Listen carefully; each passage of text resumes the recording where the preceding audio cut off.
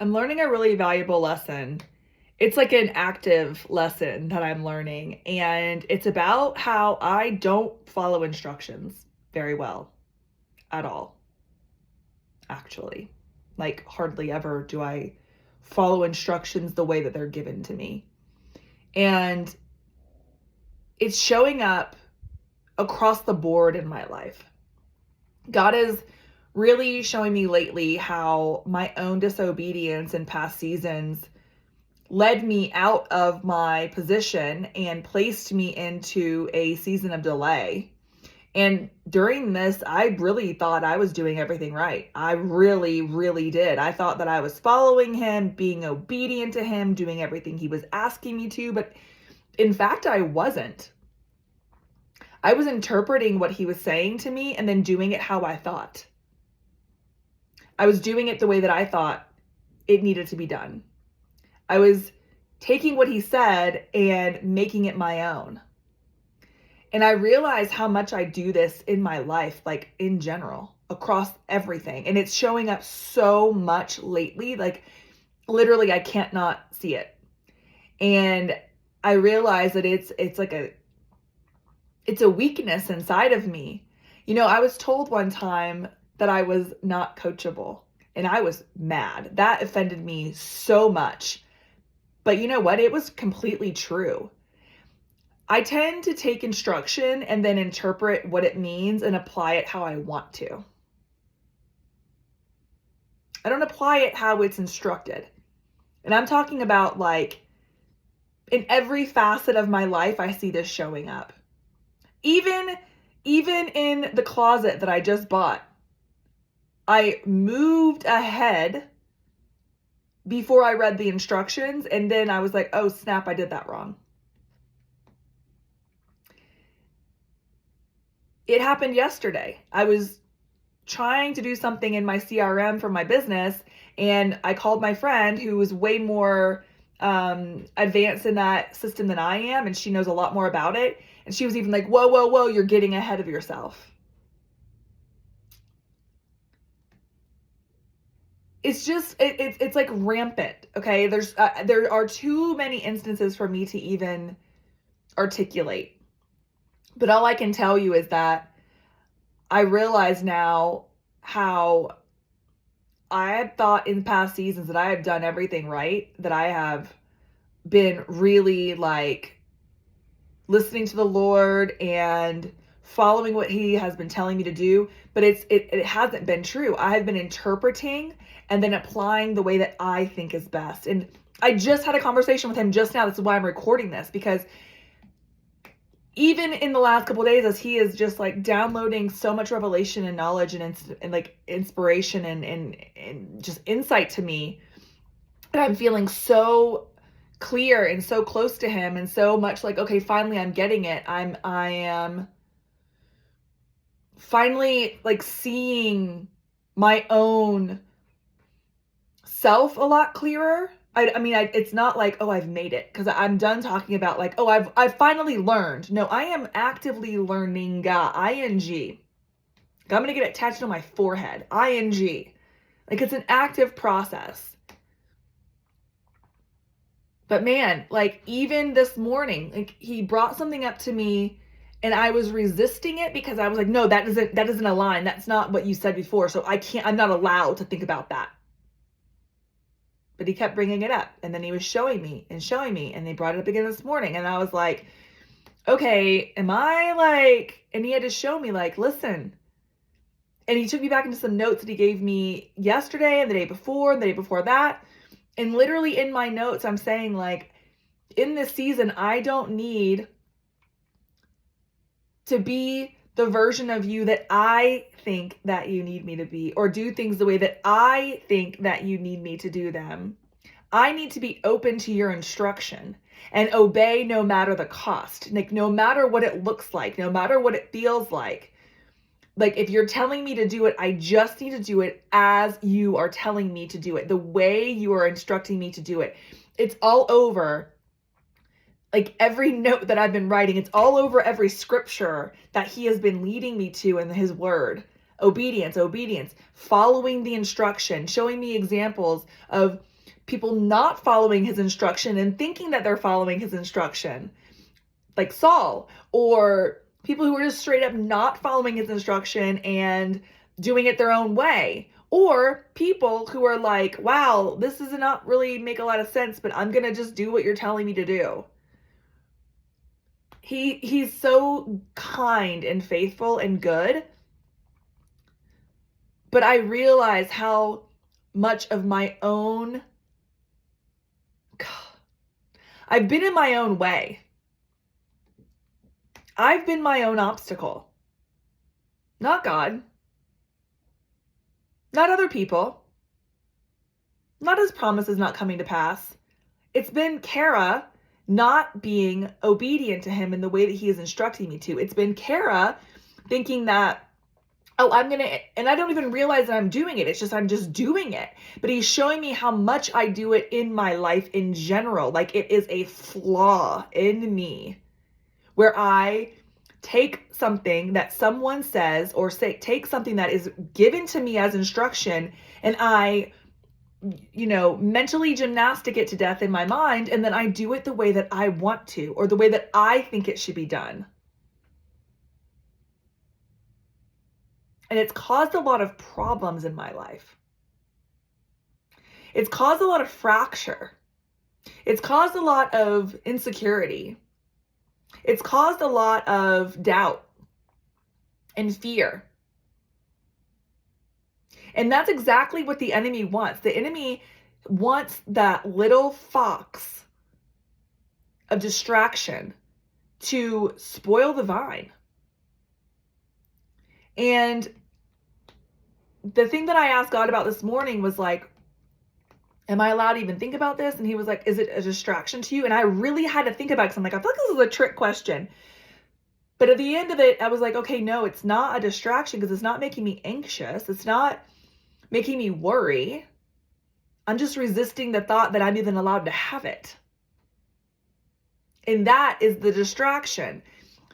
Being distracted by being worried that I'm going to be distracted. Like it's so subtle. And I've been spending a lot of time with God every day, in the mornings, in the evenings, like really just trying to hear his voice.